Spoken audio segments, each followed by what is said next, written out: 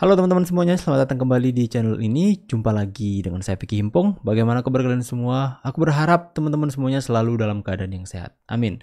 Kembali lagi kita akan membahas berita politik hari ini. Kita akan sama-sama menyaksikan beritanya. Link original video saya sertakan di deskripsi. Jangan lupa buat teman-teman semua tuh tekan tombol subscribe, nyalakan bel notifikasinya supaya kalian semua tidak ketinggalan berita yang diupdate di channel ini. Pak Lurah sudah memenuhi syarat untuk dimakzulkan. Benarkah? Ya sebenarnya kekecewaan itu kan rasa cinta ya terhadap Pak Jokowi.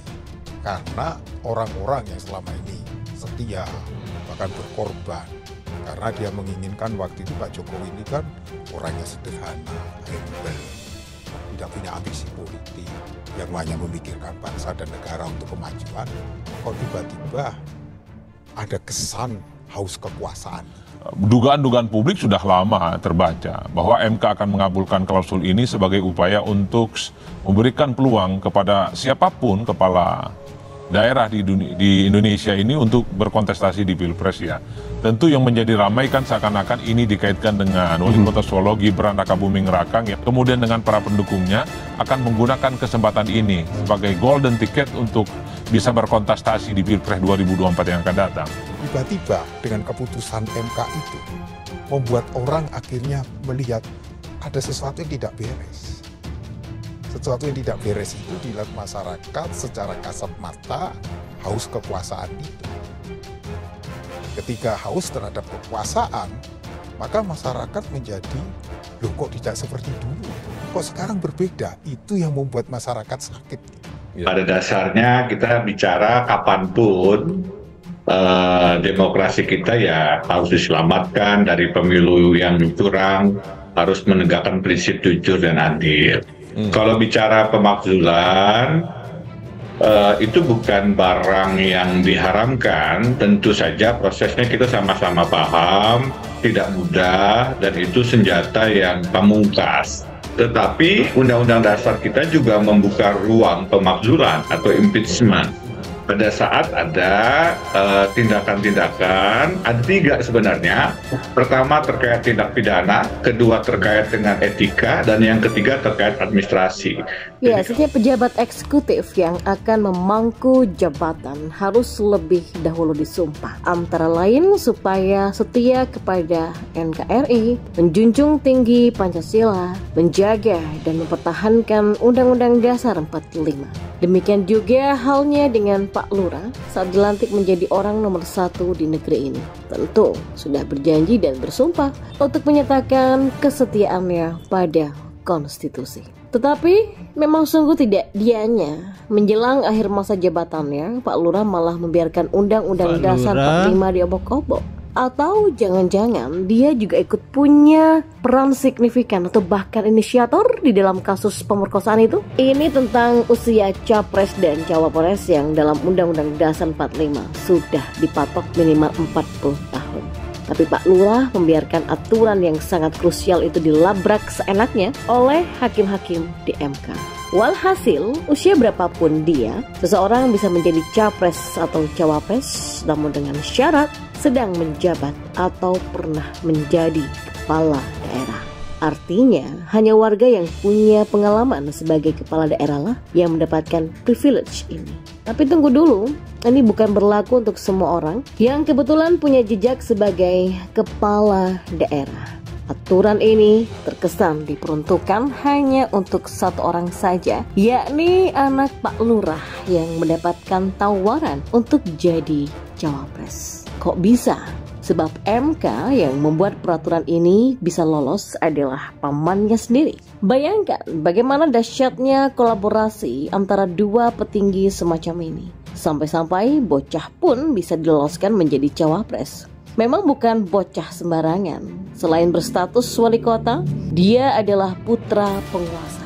Maka tak bisa dinafikan adanya kerjasama antara kedua oknum yang masih terikat kekeluargaan itu, atau dengan istilah yang kini populer, cawe-cawe. Maka jelaslah sudah di sini telah terjadi pengingkaran atau pelanggaran sumpah jabatan. Ya, alih-alih menjaga Undang-Undang Dasar supaya tidak diselewengkan, pelanggaran terhadap Undang-Undang Dasar itu malah dibiarkan. Atau seperti didugakan tadi, Jangan-jangan Pak Lurah adalah inisiatornya sendiri dengan motif supaya anaknya bisa jadi cawapres, yang berarti juga peluang dia untuk ikut cawe-cawe mengatur dan mengendalikan negara tetap ada apabila si anak dan pasangannya menang pilpres ya.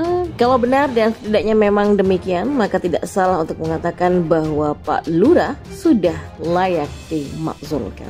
Sebab kesalahannya memang sangat serius, yakni melanggar sumpah jabatan dengan cara membiarkan undang-undang dilecehkan demi kepentingan pribadi dan keluarganya. Selain soal dugaan pengkhianatan terhadap negara lewat pembiaran pelanggaran atas Undang-Undang Dasar, ada lagi hal yang cukup krusial dituduhkan kepada Pak Lurah, yakni soal data intelijen tentang parpol dan ketuanya yang katanya ada dalam genggamannya. Soal ini sudah diakui sendiri oleh Pak Lurah pada beberapa waktu yang lalu bahwa dirinya tahu semua hal yang menyangkut banyak lembaga, termasuk parpol yang ketuanya. Entah apalah juga maksud Pak Lurah mengungkapkan hal yang semestinya menjadi rahasia dinas intelijen ini. Banyak dugaan hal itu untuk mengingatkan dan sekaligus mengancam para pihak supaya jangan bertingkah, jangan menghalangi kemauannya.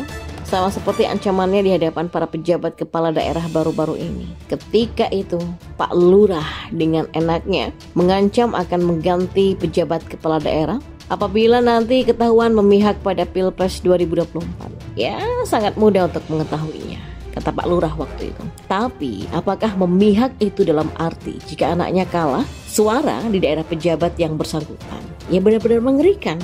Jadi, paling tidak ada dua hal yang bisa dijadikan syarat untuk memakzulkan Pak Lurah, yang semakin kesini kok tampaknya aneh, misterius, menakutkan, otoriter, dan diktator ya. Bendera dan baliho parpol yang tidak bekerja sama dengan anaknya pun harus diturunkan kalau beliau sedang lewat. Ini suatu wujud kediktatoran dan kesewenang-wenangan, abuse of power.